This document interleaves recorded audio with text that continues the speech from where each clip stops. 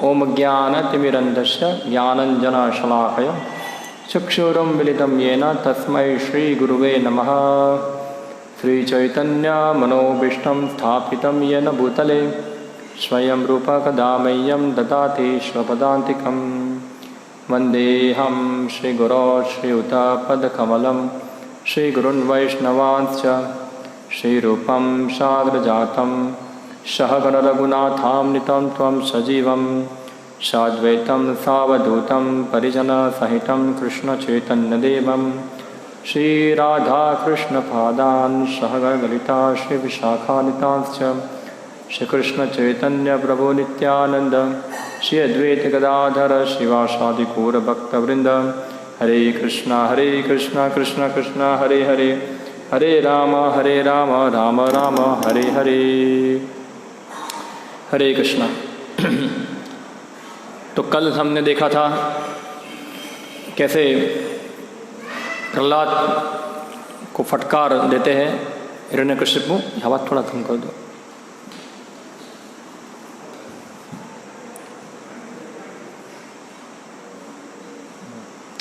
कैसे प्रहलाद को फटकार देते हिरण्यकश्यप, और प्रहलाद समझाते हिरण्यकश्यप को कि मेरी और आपकी, हम दोनों की शक्ति का जो स्रोत है वो एक ही है, भगवान विष्णु। और जब हिरण्यकश्यप प्रहलाद द्वारा बताए गए उपदेश को सुनता है तो और ज़्यादा क्रुद्ध हो जाता है, और ज़्यादा गुस्सा हो जाता है, और फिर वो प्रहलाद को फटकार फेंकता है वहाँ कि तुम बोलते हो तुम्हारा विष्णु सब जगह पे है, तुम्हारा भगवान सब जगह पे है, तो फिर दिखाओ मुझे तुम्हारा भगवान कहाँ है। क्या तुम्हारा भगवान पिलर के अंदर है यहाँ? प्रहलाद बोलते भगवान सब जगह पे है। तो हिरण्यकश्यप बताया ठीक है, अभी मैं आज ही तुम्हारे भगवान का वध कर देता हूँ। तो इसे अपनी तलवार निकाली और सिंहासन से खड़ा हुआ, एक हाथ में तलवार और एक जोर से मुष्टि का प्रहार किया पिलर के अंदर, वहाँ खंबे के अंदर, और वहाँ जोर से आवाज़ आई भयंकर एकदम। और जोर से आवाज़ आने से क्या हुआ कि ये आवाज़ इतनी भयंकर थी कि देवता सब लोग जो थे, सभी लोग वो आवाज़ को देखकर डर गए। पूरा इतनी भयंकर आवाज़ थी, और ब्रह्मलोक तक ये आवाज़ सुनाई दी गई वहाँ। और फिर खंबा फटा तो अंदर से एक अद्भुत रूप प्रकट हुआ। अद्भुत बताया गया यहाँ, अद्भुत यानी कि जो अभी तक किसी ने देखा नहीं था। हाँ, और नास्तिकों के लिए एक प्रकार का चैलेंज था। वहाँ एक अद्भुत रूप दिखाई दिया, जो आधा सिंह का था, उसका मुख जो वो सिंह का था, और आधा शरीर जो था वो मनुष्य का था। और वर्णन है पूरा भगवान की, बड़े बड़े बाल थे उनके, हाँ, बड़े बड़े दांत पूरा, और इस प्रकार से नाखून बड़े बड़े। और हिरण्यकश्यप जान नहीं पाए कौन है ऐसा है। और वो इतना तेज था उसका कि वो देख नहीं पा रहा था वहाँ। और इस प्रकार से भगवान नरसिंहदेव थे वो प्रकट हुए वहाँ। अभी आगे क्या होता है, जब हिरण्यकश्यप ने नरसिंहदेव को देखा सामने, तो मन ही मन उसने सोचा कि जरूर ये विष्णु प्रकट हुआ है। अपनी योग शक्ति का उपयोग कर अभी ये रूप में क्या है, वो विष्णु प्रकट हुआ है। और फिर उसने सोचा अभी मैं ये विष्णु का वध कर दूंगा। और इस प्रकार से उसने सोचा मैं तो ब्रह्मा का वरदान प्राप्त किया है, मुझे कौन मार सकता है, मैं तो पूरा अजित हूँ।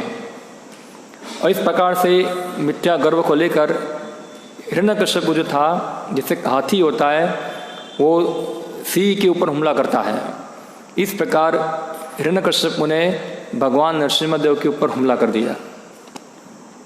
तो यहाँ तुलना की गई है भगवान की सिंह के साथ और हिरण्यकश्यप की हाथी के साथ।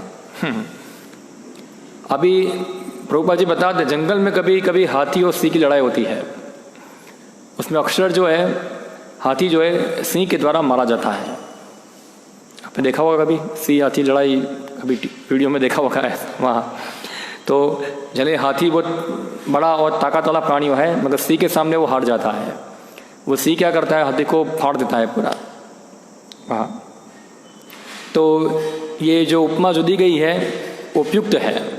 फिर और उदाहरण दिया है, जैसे एक पतंग होता है, पतंग यानी कि पतंगिया, आपको पता होगा, हमारे गुजराती में बोलते उसको पतंगिया, हिंदी में उसको कहते हैं पतंगा।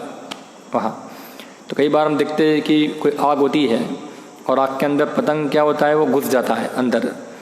तो इसी प्रकार से जो हिरण्यकश्यप था वो भगवान नरसिम्हा के सामने पतंग का की तरह घुस गया अंदर, वहाँ खूब मरने के लिए वहाँ ऐसा है।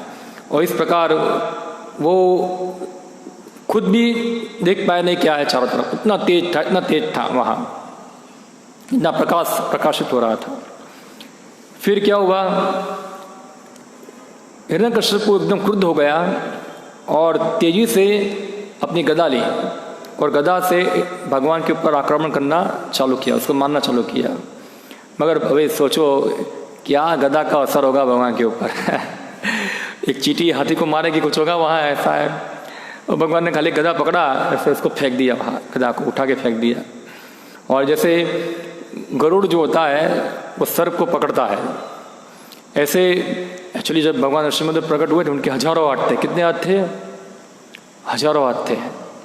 सोचो इतने सारे हाथ थे उनके, हजारों। जब शास्त्र के अंदर सहस्त्र शब्दों का उपयोग होता है तो यानी कि ये एग्जैक्ट हजार है, ऐसा नहीं। हजार यानी कि अनगिनत होता है, तो गिन सकते नहीं, सहस्त्र कहा जाता है, यानी कि अनगिनत, ऐसा है। इतने सारे उनके हाथ थे। उन्होंने एक हाथ से हिरण्यकश्यप को पकड़ लिया, ऐसा हाथ में ले लिया। अभी सोचो यहाँ उदाहरण दिया है, जैसे एक गरुड़ जो है सर्प को पकड़ता है।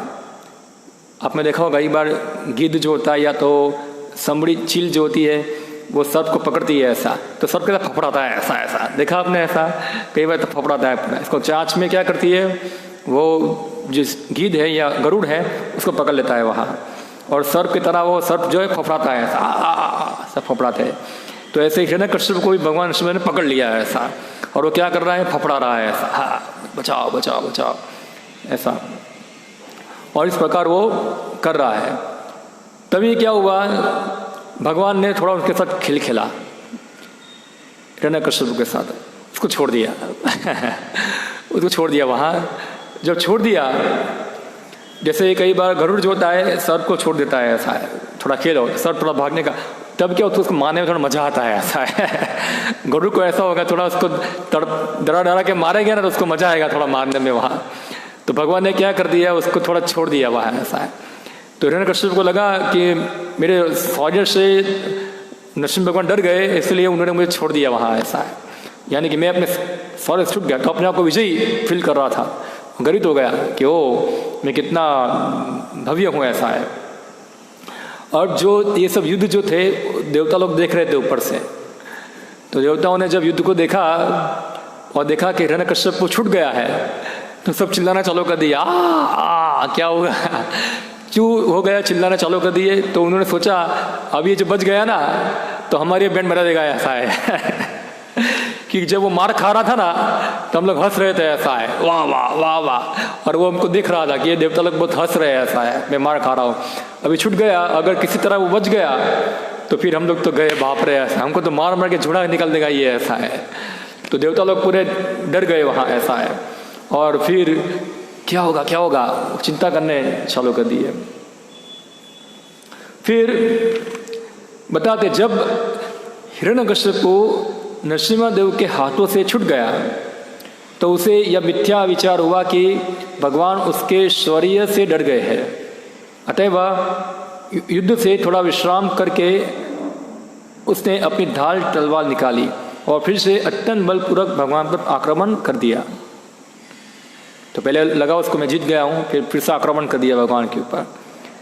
तात्पर्य में श्री प्रभुपाद जी बताते हैं, जब पापी व्यक्ति भौतिक सुविधाएं भोगता है तो मूर्ख लोग कभी कभी सोचते हैं कि ये कैसी बात है कि पापी तो आनंद कर रहा है जबकि पुण्यात्मा कष्ट भोग रहा है कई बार लोग प्रश्न करते हैं ऐसा कि एक पापी व्यक्ति है, मजा कर रहा है, इसको कोई प्रॉब्लम नहीं है, और एक पुण्यशाली व्यक्ति, एक बेचारे को कष्ट आ रहा है, ऐसा क्यों है? तो कई बार भगवान क्या कहते हैं, पापी लोगों को ज़्यादा भौतिक जगत में भोग करने का ज़्यादा अवसर देते, करो पाप, तुम ज़्यादा अवसर उनको देते कि जिससे वो जल्दी उसका पाप का घड़ा भर जाए, ऐसा है, तो उसको और ज़्यादा भोग विलास देते हैं वहाँ।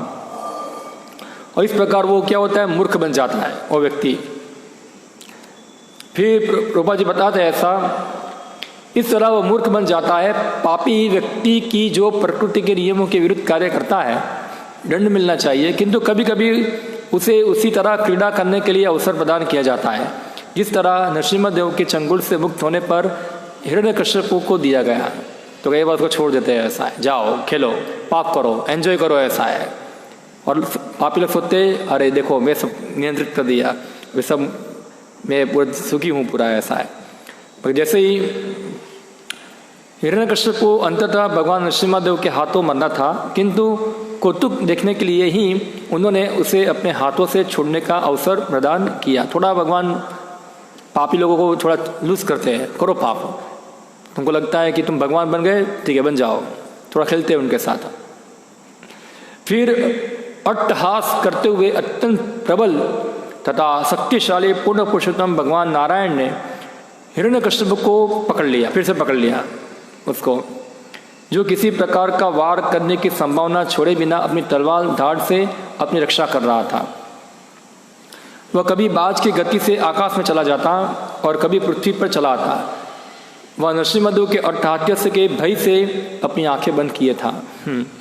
तो भगवान हंस रहे थे, हा हा हा हा, पकड़ लिया इसको, ऐसा है वहाँ पकड़ लिया। कई बार छूट के भाग जाता है, ऊपर चला जाता है, कभी नीचे आ जाता है। अब भगवान जब हंस रहे थे तो उसको इतना भय लग रहा था, इतना भय लग रहा था कि उसने अपनी आंखें बंद कर दी, ऐसा है। ये आंखें बनने का एक लॉजिक है, आपने सुना होगा, ऐसा एक कहानी आती है। कई बार शेर सामने आता है, जब शेर सामने आता है तो वो खरगोश जो होता है अपनी आंखें बंद कर देता है या मुंह नीचे कर देता है, तो उसको शेर दिखता नहीं है, तो उसको लगता है अभी शेर चला गया, ऐसा है, क्योंकि दिखता नहीं है उसको वहाँ, तो उसको लगता है मृत्यु चली गई, तो अपने आप को शांत फील करेगा। मगर ऐसा नहीं, मृत्यु सामने बैठी होती है, खड़ी होती है वहाँ। तो ऐसे मूर्ख लोग जो होते हैं वो सत्य को भागने के लिए अपनी आँख छुपा देते हैं, ऐसा है, कुछ नहीं कुछ नहीं हुआ, कुछ नहीं कुछ नहीं, अरे बहुत कुछ हो गया है, ऐसा देखो सामने है वहाँ। तो फिर इस प्रकार हिरण्यकश्यप डर गया था। जिस प्रकार कोई सांप किसी चूहे को या कोई गरुड़ किसी अत्यंत विषैले सर्प को पकड़ ले, उसी तरह भगवान नरसिम्हा ने उस हिरण्यकश्यप को दबोच लिया, जिसकी त्वचा में इंद्र का वज्र भी नहीं घुस सकता था। सोचो, उसका शरीर इतना खतरनाक था कि इंद्र का वज्र भी घुसेगा नहीं अंदर, पूरा कैसा बोलेंगे उसको, हाई स्टील का उसका शरीर बना हुआ था, हाई स्टील का, वज्र भी नहीं घुस पाएगा, इतना कड़क उसका शरीर था वहाँ। पकड़े जाने पर जो ही वह अत्यंत पीड़ित होकर अपने अंग इधर उधर तथा चारों ओर छटपटाने लगा, त्यों ही नरसिम्हा ने उस असुर को अपनी गोद में दबोच लिया और अपनी जांघों के सहारे देकर उस सभा भवन की डेहली पर अपने हाथ के नाखूनों से सरलतापूर्वक उस असुर को फाड़ डाला, ऐसा है। यहाँ उसको ख़त्म कर दिया, पकड़ लिया, पकड़ कर उसको गोद में बिठाया, वो ऐसा सा भाग रहा है, दो हाथों से उसको पकड़ रखा यहाँ, और दो हाथों से क्या किया, इधर है देख सकते हैं, पूरा पकड़ा उसको यहाँ, और ऐसे ही पूरा, ज़्यादा वो शस्त्र की आवश्यकता पड़ी नहीं, खाली एक नाखून तक घुसा है, कर गया ऐसा, और तवा करा कमला वरे नखाम अद्भुता श्रृंग दलिता हिरण्यकश्यप तनु भृंग, भृंग यानी कि भंवरे को कैसे फाड़ देते हैं ना, ऐसा है, इस प्रकार उसको फाड़ दिया ऐसा है वहाँ, और इस प्रकार हिरण्यकश्यप का वध हो गया। प्रभुपाद जी बताते हैं, हिरण्यकश्यप का ब्रह्मा जी से वरदान प्राप्त था कि वह ना तो स्थल पर मरेगा न आकाश में, अतः ब्रह्मा जी के वचनों को अक्षर रखने के लिए नरसिम्हा ने हिरण्यकश्यप के शरीर को अपनी गोद में रख दिया, जो ना तो स्थल पे था न आकाश में। हिरण्यकश्यप ने वरदान लिया था कि ना ऊपर मरेगा ना नीचे मरेगा, तो कहाँ मारे उसको, भगवान ने कहाँ मारा उसको, अपनी गोद में मारा, तो ऊपर भी नहीं नीचे भी नहीं है। फिर हिरण्यकश्यप बोला था कि मेरा ना वध तो दिन में हो ना रात में हो, तो कब मारा उसको, संध्या के समय मारा। अभी संध्या को हम दिन भी कहते नहीं है, रात भी कहते नहीं है, क्या बोलेंगे संध्या हो रही है तो प्रकाश दिखता है, तो अब दिन भी नहीं है और रात भी नहीं है, तो वह दोनों का बीच का समय है वहाँ। उसने ब्रह्मा जी की यह भी वर प्राप्त कर रखा था कि वह ना तो कोई किसी हथियार से मरेगा, वो किसी हथियार से मरेगा नहीं। तो भगवान ने कौन से शस्त्र से मारा उसको? नाखून से मारा। तो वो तो हथियार नहीं है नाखून। तो फिर हिरण्यकश्यप ने बताया था कि ना तो मैं मृत व्यक्ति से मरूं ना जीवित से मरूं, जीवित हथियार से। अभी नाखून है, वो मृत है कि जीवित है, क्या कहा जाएगा पता नहीं। क्या नाखून बढ़ते भी है तो इसको जीवित भी बोलेंगे और मृत भी है, इसको काट देंगे तो कुछ होगा नहीं वहाँ। तो ये भगवान ने बीच का निकाला। भगवान नरसिंहदेव ने हिरण्यकश्यप के शरीर को अपने नाखूनों से चीर डाला, जो ना तो हथियार थे ना ही मृत या जीवित थे। निसंदेह नाखूनों को मृत कहा जा सकता है, किंतु साथ ही उन्हें जीवित भी कहा जा सकता है। ब्रह्मा के समस्त वरदानों को अक्षय बनाने रखने के लिए भगवान नरसिंहदेव ने उस महान असुर हिरण्यकश्यप को अपने विषम स्थिति में किंतु अत्यंत सरलता से मार डाला। खाली बस ऐसे चिर दिया, ज़्यादा को शस्त्र की आवश्यकता पड़ी नहीं, खाली इसको चिर डाला वहाँ से। फिर बताते हैं, अभी जब भगवान नरसिंहदेव के मुख तथा गर्दन के बाल रक्त के छींटे से सने थे और क्रोध से पूर्ण होने के कारण उनकी भयानक आंखों की और देख पाना असंभव। जैसे ही भगवान ने अपना घुसाया, जैसे एक आम पका होता है, आम पका हुआ होता है उसके अंदर चाकू घुसाते तो क्या होता है, पूरा रस निकलता है पूरा। जैसे ही भगवान ने मारा इधर पक करके तो क्या निकला, पूरा खून की पिचकारी पिच करके उड़ी, ऐसा है। और सब भगवान के सिर के ऊपर बालों में लग गया, ऐसा है वहाँ। अब ये देखो, जब शेर सिंह जो होता है उसका मुख जो होता है उसके ऊपर जब खून लगता है ना बालों के ऊपर, तो सिंह ज़्यादा सुंदर दिखता है पूरा। वो सिंह की क्या होती है, सुंदरता होती है वहाँ। तो यहाँ लिखा है कि जब भगवान ने उसको मारा ऐसा, और उनके वहाँ से सब खून निकला, सब उड़ा सब वहाँ उनकी बालों के ऊपर, और उनकी भयानक भयानक आंखें लाल लाल थी एकदम, इसको देख पाना डर लग रहा था। तो और उनकी जीभ जो थी भगवान की, वो जीभ उसको हिरण्यकश्यप के खून को ऐसा पड़ा हुआ ना, ऐसा चाट रहे थे, ऐसा घुमा रहे थे वहाँ, ऐसा है। फिर भगवान ने क्या किया, उसकी फाड़ दिया पेट से सब आट निकाल दिया। आट निकाल के क्या कर दिया, अपने यहाँ पहन लिया, ऐसा है। सोचो कितना भयानक दृश्य होगा, ऐसा है। वो आट निकाल के सब पहन लिया यहाँ। और जिस प्रकार किसी हाथी को मार देते इसी लोग, इस प्रकार उसको मारा था। तात्पर्य में श्री प्रभुपाद जी बताते हैं, भगवान नरसिंहदेव का मुखमंडल के बाल रक्त के छींटे से लाल लाल हो गए थे और वे अत्यंत सुंदर लग रहे थे। देखो भगवान की सुंदरता बढ़ गई। अभी रक्त के छींटे उड़ेंगे तो पूरा लोग डर जाएंगे देख के, ऐसा है क्या है पूरा। अब ये जो रस है इसको कहते हैं, ये पूरा वीर रस है, ऐसा है। लड़ाई का रस, भगवान भी कई बार वीर रस लेते हैं, और अद्भुत रस, भयानक रस, ये सब अलग अलग रस इकट्ठा हो गए। हम देखते हैं भक्ति रसों सिंधु में अलग अलग रस होते हैं। 5 मुख्य रस है और 7 गौण रस है। इसमें से एक रस क्या है, पूरा वीर रस है, और एक भयानक भी है, विभत्सी बोलते हैं उसको, भयानक ऐसा है, जो देख के क्या लगता है, डर लगता है पूरा, ऐसा है, डरावना होता है। तो ये रस का भगवान जो है आस्वादन कर रहे हैं पूरा वहाँ, सुंदर लग रहा था उनका। उन्होंने अपने नाखूनों से हिरण्यकश्यप के पेट को फाड़ डाला, अतः असुरों की आंत निकाल दी और उसके माला की तरह पहन लिया, जिससे उनकी सुंदरता बढ़ गई। अभी भगवान के, हम कृष्ण की पूजा करते हैं, उनको क्या वन या माल या वंशी, उनको वन माला पहनाते हैं, उनको अच्छे से फूलों की उनकी माला बनाकर भगवान को पहनाते हैं वहाँ। मगर नरसिंहदेव ने क्या कर दिया, आंत की माला पहन लिया, ऐसा है वहाँ। कितना भयानक होगा वो दृश्य पूरा, ऐसा, और वो सुंदर दिख रहे हैं। इस प्रकार भगवान अत्यंत भयानक बन गए, मानो कोई श्री किसी हाथी से भिड़ा हो वहाँ। फिर अब ये माला जो पहनी हिरण्यकश्यप, तो भगवान ने सोचा ये तो मुझे माला पहनाने वाला नहीं है, चलो उसकी आंत की माला पहन लेता हूँ, ऐसा है। तो उस प्रकार से भगवान ने उसका सेवा भी ले लिया, माला भी ले लिया, ऐसा है। भगवान को माला पहनाना कितना मुश्किल है, अगर भगवान ने कितना कृपा करके हिरण्यकश्यप की आंत की माला पहन ली वहाँ उधर। अनेक अनेक भुजाओं वाले पूर्ण पुरुषोत्तम भगवान ने सर्वप्रथम हिरण्यकश्यप का हृदय निकाल दिया। फिर क्या किया, इसका हृदय फाड़ा, हृदय निकाला और उठा के फेंक दिया उसको, हृदय को। अभी हमारा आचार्य कई बार बताते हैं कि क्यों भगवान ने हिरण्यकश्यप का हृदय फाड़ दिया, हृदय निकाल दिया। तो इसे निकाल लिया कि सभी जीवों के अंदर जो आसुरी वृत्ति जो होती है वो कहाँ होती है, यहाँ होती है। इधर हृदय गंदा होता है। भगवान हमेशा एक गंदा हृदय देखना चाहते नहीं। अगर भगवान को हृदय में बिठाना है तो हृदय क्या होना चाहिए, पूरा स्वच्छ होना चाहिए। मगर ये हृदय इतना गंदा है कि हम भगवान को बिठा सकते नहीं है। तो भगवान ने कृपा करके क्या किया, हृदय को उठा के फेंक दिया। ऐसा है, ये हृदय नहीं चलेगा, ऐसा है, निकाल लो उसको। यानी कि भक्तों को बता रहे हैं ऐसा कि आपका हृदय गंदा होगा तो उसको निकाल के फेंक दो, वरना मैं आऊँगा निकालने के लिए, ऐसा है वहाँ। आपका हृदय में से सिर्फ कलमश निकालूंगा, ऐसा है। और वास्तव में भगवान निकालते हैं।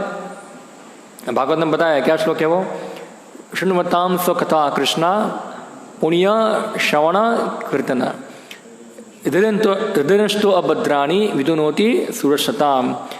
भगवान जो है, अगर कोई व्यक्ति भगवान की कथा सुनता है, शृण्वताम स्वकथा कृष्णा पुण्य श्रवण कीर्तन, जो अपने आप में पुण्य है, तो क्या होता है, भगवान कान के द्वारा हृदय में प्रवेश करते हैं और क्या करते हैं, विदुनोति शुभसता, वो हृदय को क्या करते हैं, सफाई करते हैं, साफ करते हैं, चेतो दर्पण मार्जन होता है वहाँ। फिर बताते हैं, ये सैनिकों के हजारों झुंडों में भगवान से लड़ने आए और हाथों में हथियार उठाए थे। वे हिरण्यकश्यप के अत्यंत स्वामी भक्त अनुचर थे, किंतु नरसिम्हदेव ने उन्हें अपने नाखूनों की नोक से ही मार डाला। सैनिक आता है खाली ऐसा करते हैं, खाली नाखून क्या होता है, खाली ऐसे घुसाना होता है तो पूरा आर पार हो जाता है अंदर, ऐसा है। तलवार की आवश्यकता नहीं है, गदा की आवश्यकता नहीं है। जो भी सैनिक आया, 2 उंगली होगी इसमें नाखून में फंसा देगा, ऐसे फाड़ देगा, ऐसा उसको। सोचो नाखून भी कितना मजबूत होगा, ऐसा है। सैनिक आया, उसको पकड़ लिया, ऐसे फाड़ दिया नाखून से। कोई आया, नाखून घुसा दिया अंदर, ऐसे सबको क्या कर दिया उन्होंने, नाखून से ही मार दिया सबको वहां। श्रील प्रभुपाद जी बताते हैं, इस जगत में सृष्टि के समय से ही 2 प्रकार के मनुष्य हो रहे हैं, देवता तथा असुर। देवतागण सदैव भगवान के प्रति स्वामी भक्त होते हैं, जबकि असुरगण नास्तिक होते हैं, जो भगवान की श्रेष्ठता को ललकारते हैं। इस समय सारे विश्व में नास्तिकों का बोलाबाला है।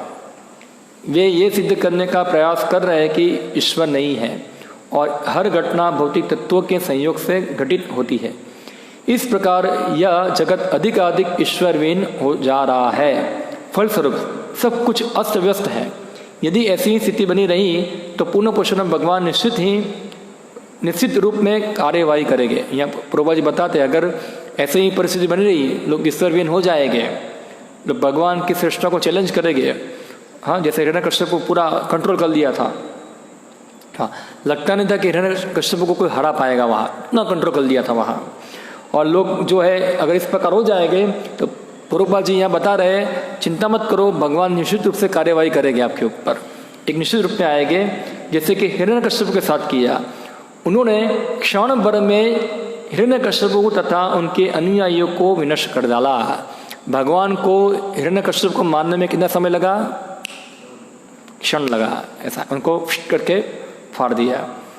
इसी तरह यदि यह ईश्वरविहीन सभ्यता चलती रही तो पुनः पुरुषोत्तम भगवान एक ही उंगली के हिलाने से क्षण भर में ये सभ्यता को नष्ट कर देंगे। कितना सही बता रहे श्रील प्रभुपाद जी। ये पूरा हम लोगों ने इतना बड़ा बड़ा सभ्यता बनाया है, बड़े बड़े बिल्डिंग बनाए हैं, बड़े बड़े हाईवे बनाए हैं, पूरा भगवान को एक सब खत्म करने में खाली 1 सेकंड लगता है। एक छोटा वायरस खत्म कर देगा, एक वायरस आ जाएगा, या तो एक बॉम्ब फेंक देंगे, कोई न्यूक्लियर बॉम्ब गिर जाएगा, खत्म हो जाए, या तो भूकंप भगवान भेज देंगे। ऐसा है, एक भूकंप आएगा, सब हिला देंगे, 2 मिनट के अंदर सब खत्म हो जाएगा। भगवान को विनाश करने में ज़्यादा समय लगता नहीं है। हमको बनाने में जितना टाइम लगा है, इस सभ्यता को विनाश करने में भगवान खाली 1 सेकंड लगेगा, ऐसा है। और अभी देख रहे भगवान थोड़ा थोड़ा विनाश करना चालू कर दिया है, ट्रेलर दे रहे सब धीरे धीरे, क्या है, सुधर जाओ सुधर जाओ। अभी पहला लेसन दिया है भगवान ने, सुधर जाओ वरना अभी बड़ा विनाश आएगा। यहाँ नहीं सुधरेंगे तो बड़ा विनाश आएगा, भयंकर। मैंने उसमें देखा था, एक आदमी का पोल्ट्री फार्म था, वो पोल्ट्री फार्म के अंदर हजारों मुर्गियाँ थी। वो अभी आया साइक्लोन, वो छत गिर गया, हजारों मुर्गी वहाँ मर गई, ऐसा छत गिर के उसका करोड़ का नुकसान हो गया वहाँ। अब इतना मुर्गी को काट रहा था वहाँ, इतना भगवान को उसको ख़त्म करने में खाली समय लगाया, ऐसा है। तो ये पूरी सभ्यता को भगवान को मानने में खाली 1 सेकंड लगेगा, इसलिए अभी तक समझ जाओ। भगवान बोलते हैं कि अगर आप सीधी उंगली से गेंद निकालेंगे तो मेरे को टेढ़ा करना पड़ेगा, ऐसा है। तो सबको ईश्वर विहीनता मत बनो, भगवान की आज्ञा के अनुसार सब चलो, वरना भगवान ये सभ्यता को तुरंत खत्म कर देंगे, ऐसा है वहाँ।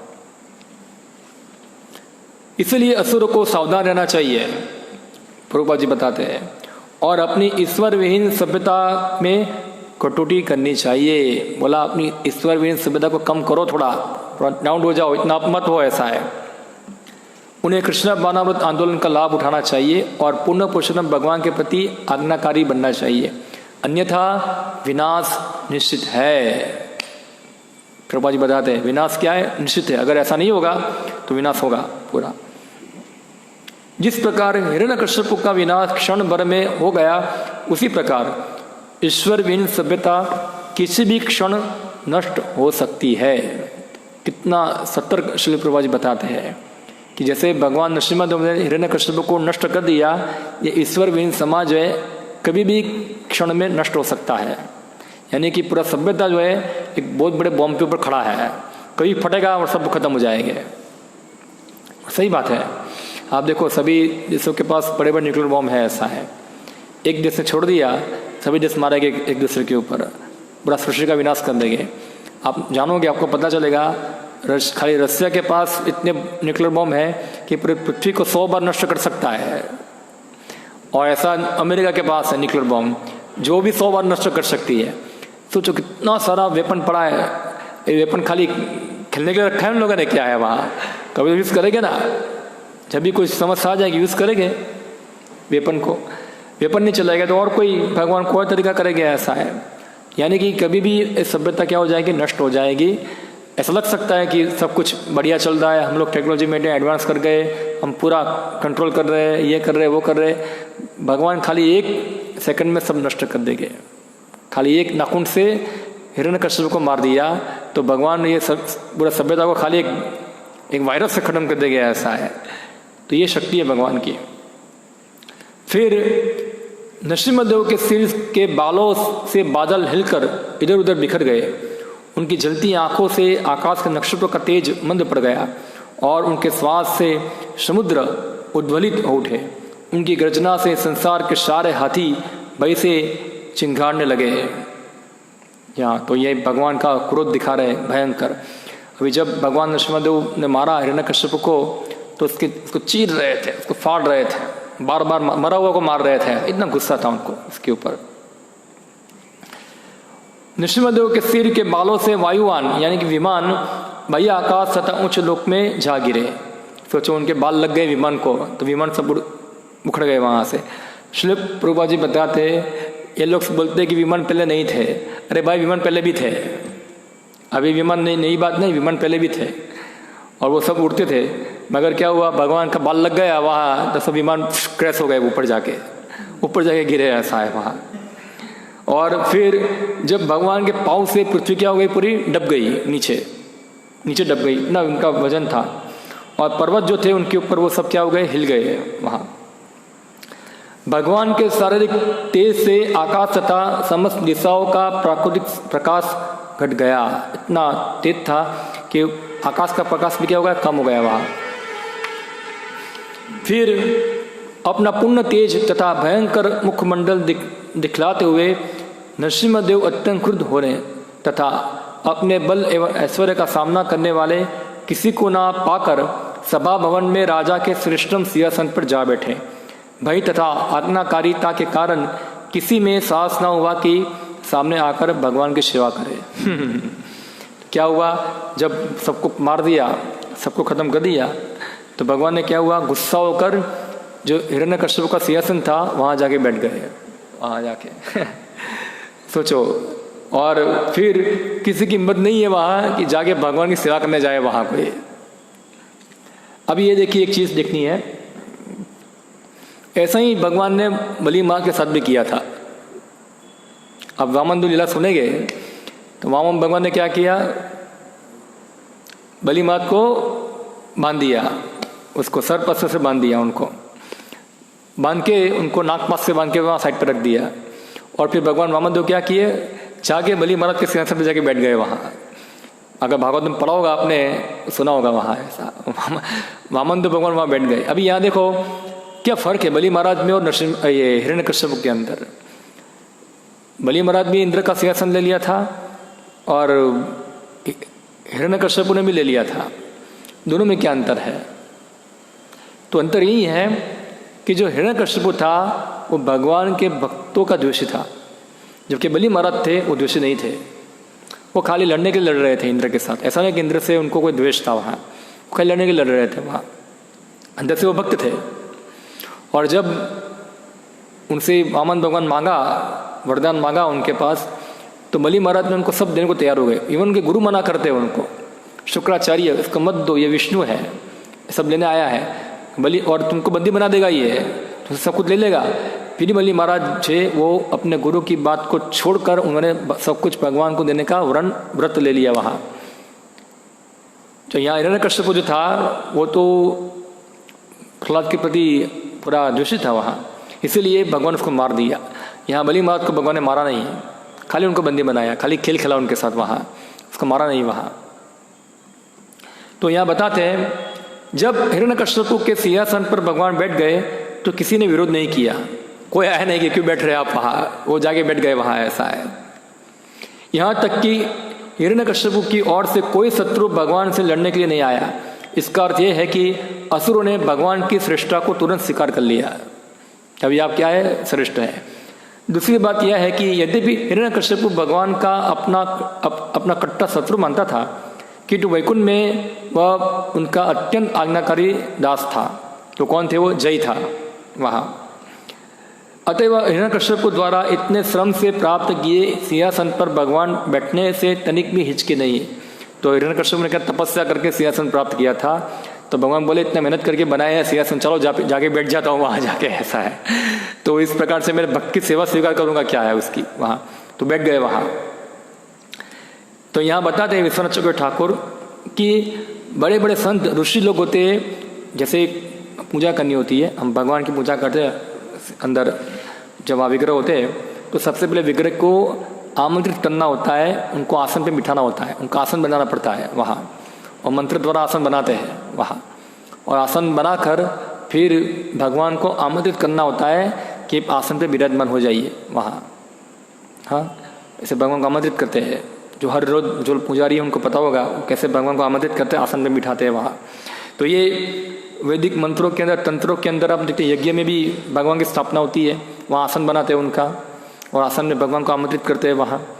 मगर इतना बड़ा होने के बाद भी कई बार भगवान जो उनके आसन को स्वीकार करते नहीं है, बड़े बड़े संतों का, बड़े बड़े ऋषियों का। मगर यह हिरण्यकश्यप का आसन भगवान ने सामने से जाके स्वीकार कर लिया, ऐसा है। सामने जाके बैठ गए वहाँ उधर। क्यों? क्योंकि वो क्या था, भगवान का भक्त था।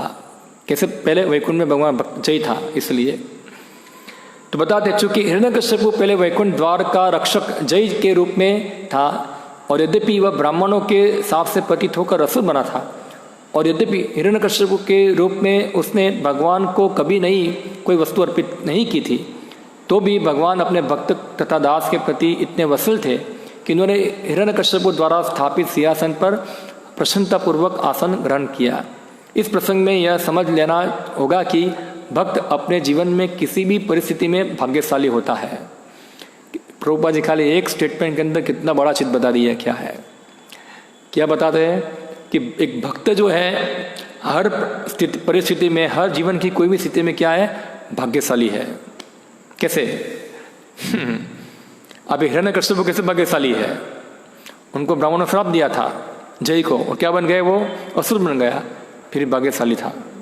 तो कितना प्रभुपाद जी जटिल चीज बता रहे हैं यहाँ कि भक्ति करने में कभी कोई हास होता नहीं है। स्वल्पश मप्यश त्रायत मतो भय, थोड़ा ही भक्ति जो है उसको महान चंगुल से बचाती है वहाँ से। तो हर भक्तों की हर जीवन के अंदर वो भाग्यशाली होते हैं वहाँ। तो ये भगवान जो है अपनी सर्वोपरिता दिखा रहे हैं। जैसे कोई एक मालिक होगा, अपने नौकर के चैम्बर में जाएगा, वहाँ जाके नौकर की सीट पे बैठ जाएगा, ऐसा है। तो नौकर को गर्व होना चाहिए कि मेरे चैम्बर में आके मालिक यहाँ बैठ गया, ऐसा है यहाँ आके। तो ये क्या है, हिरण्यकश्यप जो था इतनी मेहनत करके सिंहासन सिक्योर किया था और भगवान वहाँ जाके बैठ गए वहाँ। तो खुश होना चाहिए कि भगवान ने अपनी मेरी सेवा स्वीकार कर ली वहाँ, ऐसे। हिरण्यकश्यप को तीनों लोगों का सिर दर्द बना हुआ था। अतएव जब स्वर्गलोक में देवताओं की पत्नियों ने देखा कि इस प्रकार असुर का वध पुनः पुरुषोत्तम भगवान के हाथों से हो गया है, तो उनके चेहरे प्रसन्नता से मारे खिल उठे। देवताओं के स्त्रियों ने स्वर्ग में भगवान नरसिम्हदेव पर पुनः पुनः फूलों की वर्षा की। तो देवताओं की पत्नियों को सबसे पहले शांति मिली, ऐसा है। क्योंकि क्या कर दिया था वो हिरण्यकश्यप ने, देवताओं को सबको पकड़ के रखा था। बता दे पहला आतंकवादी कौन था? हिरण्यकश्यप। हम आतंकवाद का समझ लड़े ना, आतंकवादी आतंकवादी बोल रहे। पहला आतंकवादी कौन था? हिरण्यकश्यप, आदि दैत्य बोलते हैं उसको। पहला आतंकवादी, उसने अभी जो आतंकवादी जो आतंक मचा रहे, उससे भयंकर आतंक उसने मचाया था, देवताओं को भी हिला दिया था वहां जाके। पर जब वो मर गया सबको शांति हुई, खास करके देवताओं की पत्नी को। उन्होंने क्या किया, फूल गिराया भगवान के ऊपर। फिर उस प्रकार परमेश्वर नारायण का दर्शन करने के इच्छुक देवताओं के विमान आकाश के पट पर आ गए। अभी सब लोग अपना विमान लेके आ गए भगवान को देखने के लिए। वहां देवतागण ढोल तथा नगारे बजाने लगे, जिन्हें सुनकर देवलोक की स्त्रियां नाचने लगी। गंधर्वों के मुखिया मधुर तान में गाने लगे। तो सब ढोल बजाना चालू कर दिया, उत्सव मनाना चालू कर दिया। देवताओं की पत्नियां नाचने लगी और गंधर्व गाना चालू कर दिया वहां। हे राजा युधिष्ठिर, तब सारे देवता भगवान के निकट आ गए। उनमें ब्रह्मा जी, इंद्र तथा शिव जी प्रमुख थे और उनके साथ बड़े बड़े साधु पुरुष एवं पितृलोक, सिद्धलोक, विद्याधर लोक, नागलोक के निवासी भी थे। वहीं सारे मनु तथा अन्य लोगों के प्रजापति भी पहुंच गए। अप्सराओं के साथ साथ गंधर्व, चारण, यक्ष, किन्नर, बेताल, किम पुरुष लोक के वासी तथा विष्णु के पार्षद सुनंद एवं कुमुद आदि भी पहुंचे। ये सभी भगवान के निकट आए जो अपने तीव्र प्रकाश से चमक रहे थे। इन सबों ने अपने अपने सिरों के ऊपर हाथ जोड़कर नमस्कार किया और स्तुतियाँ की। सब देवता आ गए वहाँ पूरा। अभी सब देवता क्या करेंगे? भगवान नरसिम्हदेव की स्तुति करेंगे, ऐसा है। तो प्रथम चालू होता है ब्रह्मा से। सभी देवता जो है एक एक श्लोक बोलेंगे, एक एक श्लोक से वो अपनी तकलीफ बताएंगे और उसका सॉल्यूशन बताएंगे क्या है, क्या तकलीफ हुई थी और कैसे सॉल्यूशन हो गया। तो पहले ब्रह्मा जी चालू करते हैं बोलना। तो ब्रह्मा जी बताते हैं, हे प्रभु आप अनंत हैं, आपकी शक्ति का कोई अंत नहीं है। कोई भी आपके पराक्रम तथा अद्भुत प्रभाव का अनुमान नहीं लगा सकता, क्योंकि आपके कर्म माया द्वारा दूषित नहीं होते हैं।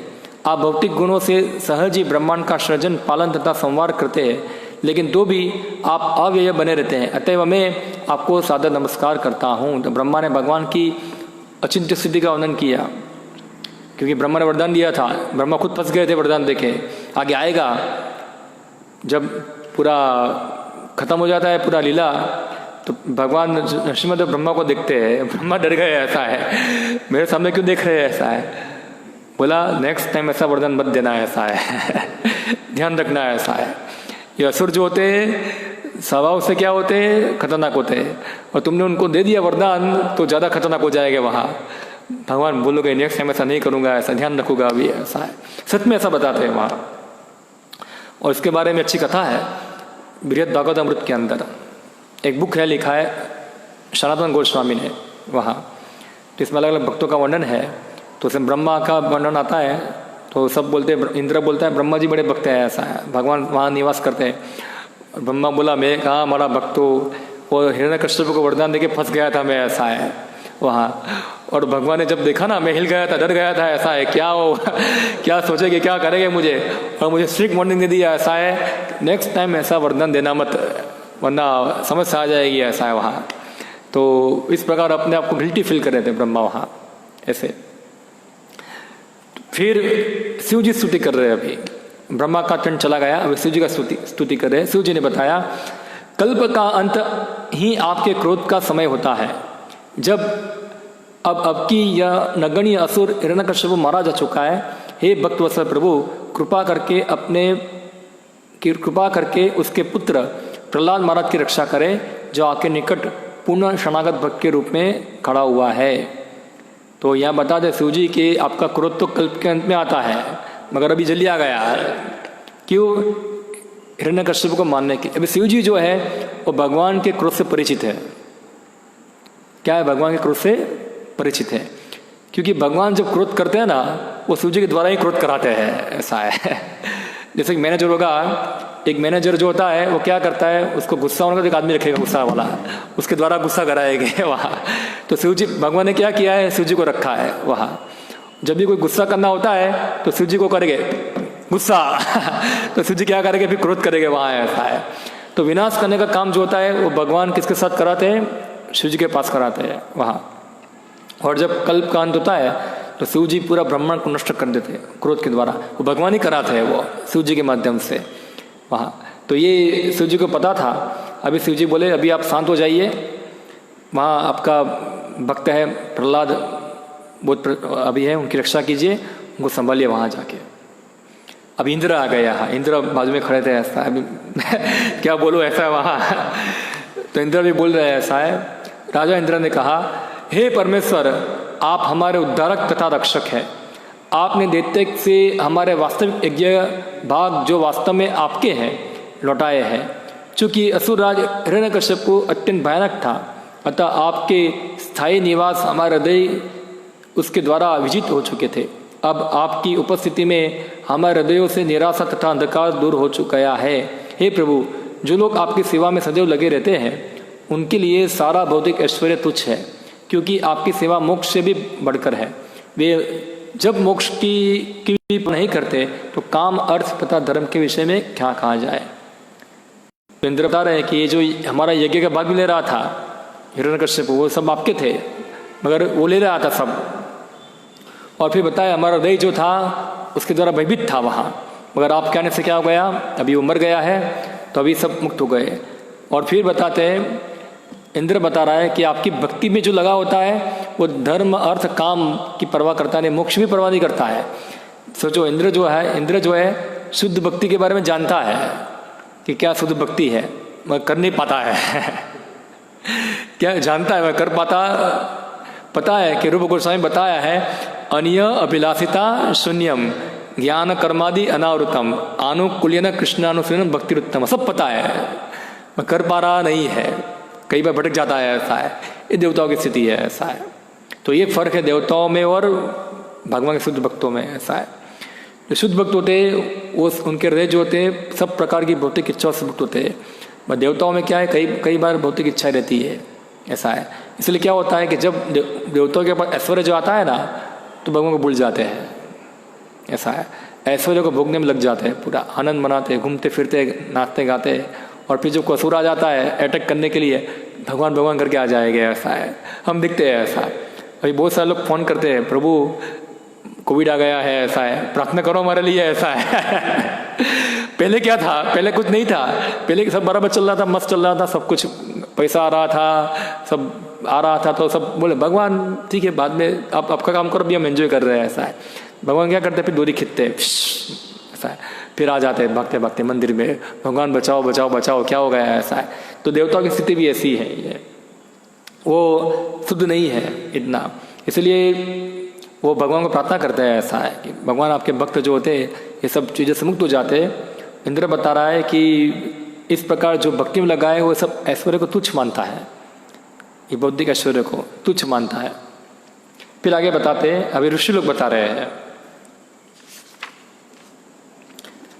सारे उपस्थित ऋषियों ने उनकी इस प्रकार स्तुति की, हे प्रभु, हे शरणागत पालक, हे आदि पुरुष, आपने हमें अपने जिन तपस्या की विधि का उपदेश दिया था वह आपकी ही अध्ययन शक्ति है। आप तपस्या से ही भौतिक जगत का सृजन करते हैं, ये तपस्या आप में सुप्त रहती है।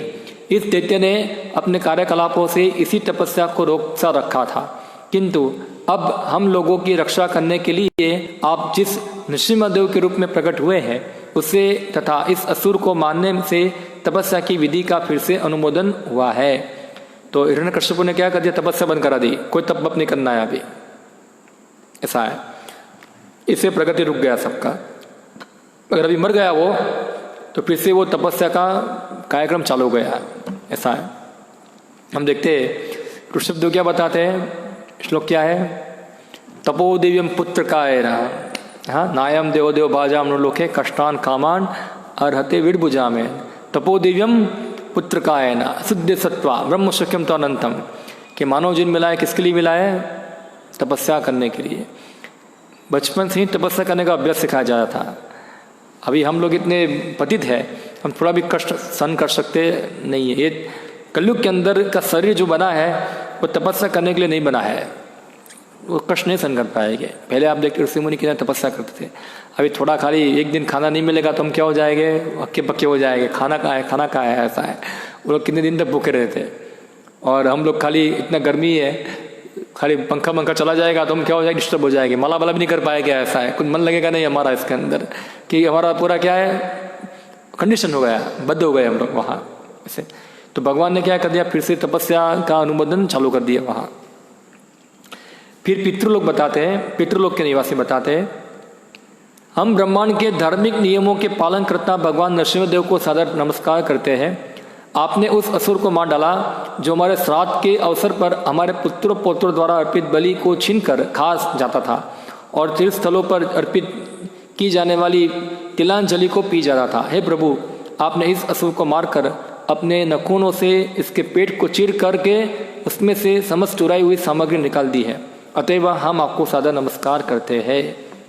तो आपको पता होगा जो तर्पण होता है, खास करके जो गृहस्थ भक्त लोग करते हैं अपने पितरों के लिए वहाँ, तो अपने पौत्र हो गए उनको तर्पण करते, उनको मिलता रहता है ऊपर वहाँ। अब हिरण्यकश्यप ने क्या ऐसा बंद करा दिया, पितरों को मत दो, मुझे दे दो, वही खाना चालू कर दिया। तो उससे क्या होगा, पितृलोग बेचारे वो गिरने लगे नीचे वहाँ, ऐसा होता है। तो क्या हुआ कि अभी भगवान ने मार दिया तो फिर से उनको सामग्री मिल गई पितरों की। फिर सिद्धलोक के निवासी बताते हैं, हे भगवान नरसिंहदेव, हम लोग सिद्धलोक के निवासी होने के कारण अष्टांग योग में स्वतः सिद्ध होते थे, तो भी हिरण्यकश्यप को इतना धूर्त था कि उसने अपने बल तथा तपस्या से हमारी सारी शक्ति छीन ली थी। इस तरह वह अपने योग बल के प्रति घमंडी हो गया था। अब आपके नखों से इस दुष्ट का वध हो जाने के कारण हम आपको सादर नमस्कार करते हैं। तो एक लोक है सिद्ध लोक, आपको पता होगा। उस सिद्ध लोक में क्या होता है कि जो लड़का बच्चा वहाँ पैदा होता है वह बाय डिफ़ॉल्ट ही उसके पास 8 प्रकार की सिद्धियाँ होती है। जैसे पक्षी का बच्चा पैदा होगा तो उसके अंदर क्या होता है, उड़ने की शक्ति होती है। उसी प्रकार से सिद्ध लोक के निवासियों के अंदर 8 प्रकार की योग सिद्धि अपने आप ही होगी बाय डिफ़ॉल्ट। उसको उड़ना है, उड़ सकता है, कोई प्राप्त करना है, प्राप्त कर सकता है। वो सिद्ध लोक ऊपर है, यहाँ ये ब्रह्मलोक के पास है वहाँ। मगर हिरण्यकश्यप ने क्या कर दिया था, उनको ही पकड़ लिया था, उनकी सिद्धि को पकड़ लिया वहाँ, इसलिए वही परेशान थे। अभी वो मर गया, फिर से उसको मिल गई वहाँ। फिर नागलोक के लोग बताते हैं, अत्यंत पापी हिरण्यकश्यप ने हम सबके फणों को, मणियों तथा हम सबकी सुंदर पत्नी छीन ली थी। अब चूंकि उसके वक्षस्थल को आपने अपने नाखूनों से विदित कर दिया है, अतएव आप हमारी पत्नियों की परम प्रसन्नता के कारण है। इस तरह हम सभी मिलकर आपको नमस्कार करते हैं।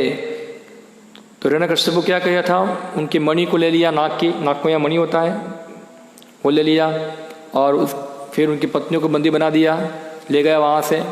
अभी जब वो मर गया तो उनको राहत हो गई अभी वहाँ। फिर मनु बताते हैं, अलग अलग स्तुति है, हम पूरी तो नहीं कर पाएंगे, 2-3 स्तुति पढ़ लेते हैं। क्या है,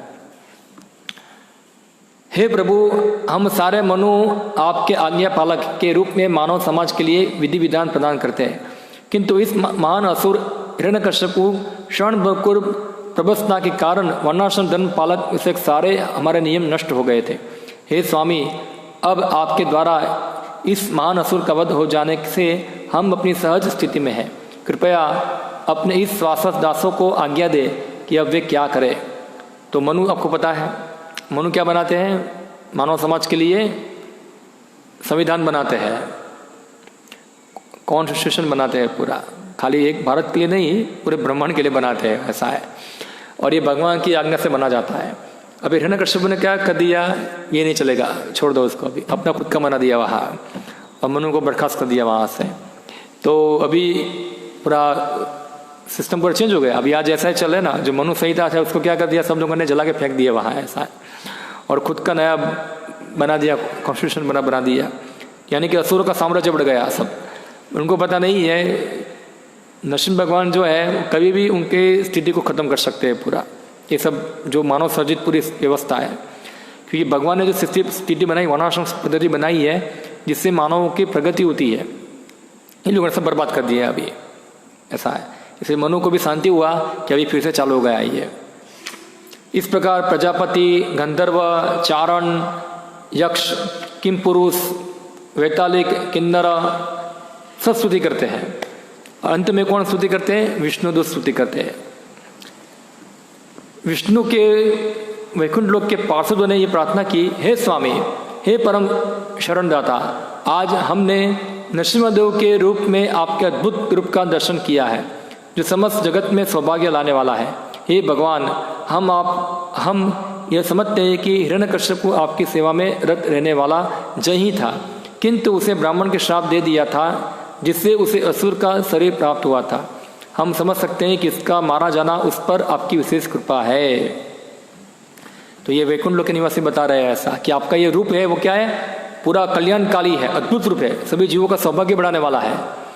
अभी ऐसी लीला आती है, चैतन्य महाप्रभु एक बार क्या हो गए, नरसिम्हा भाव में आ गए पूरा नवद्वीप के अंदर, और निकले बाहर, सब यौन को मार दूंगा, ऐसा है। ऐसे बाहर चैतन्य महाप्रभु बाहर निकले, सब लोग भाग गए चैतन्य महाप्रभु देखकर। बाद में चैतन्य महाप्रभु को बाह्य चेतना आया तो उन्होंने पूरा दुख महसूस किया, ये क्या कर दिया मैंने, सबको डरा दिया, ऐसा है। सब लोग मुझे देखकर भाग गए वहाँ। शिवास ठाकुर को बोलते ये सब क्या हो गया। शिवास ठाकुर बोलते भगवान आप क्या डरा है, आपने किसी का नुकसान नहीं किया है, जो व्यक्ति ने आपका ये रूप में दर्शन किया है वो कल्याण, उसका कल्याण हो गया, ऐसा है। अभी सोचते हुए कैसा हो गया वहाँ, ऐसा है।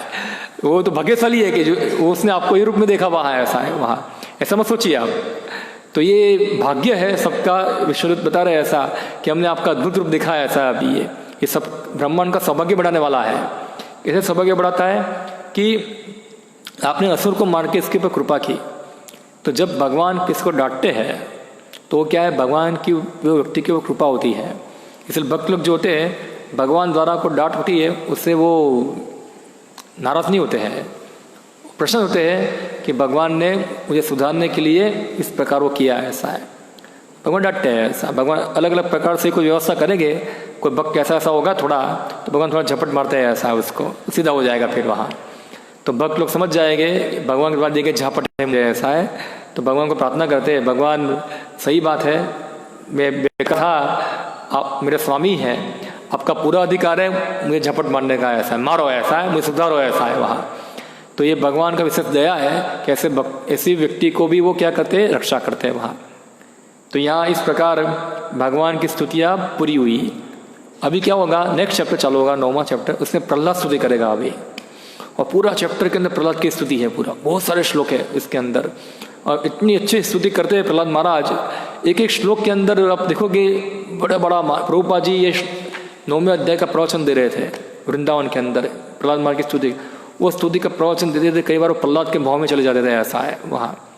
इतना अच्छी स्तुति है, हम पढ़ेंगे, ऐसा है।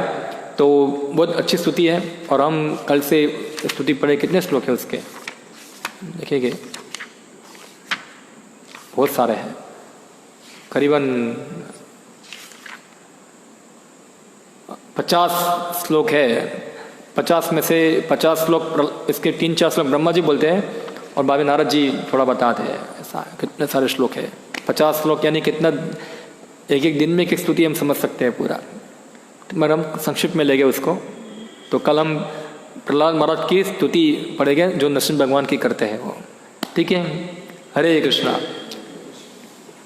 श्रीमद् भागवतम की जय, भगवान नरसिम्हा देव की जय, गौर प्रेमानंदे, हरि हरि बोल। हमने हिरण्यकश्यप को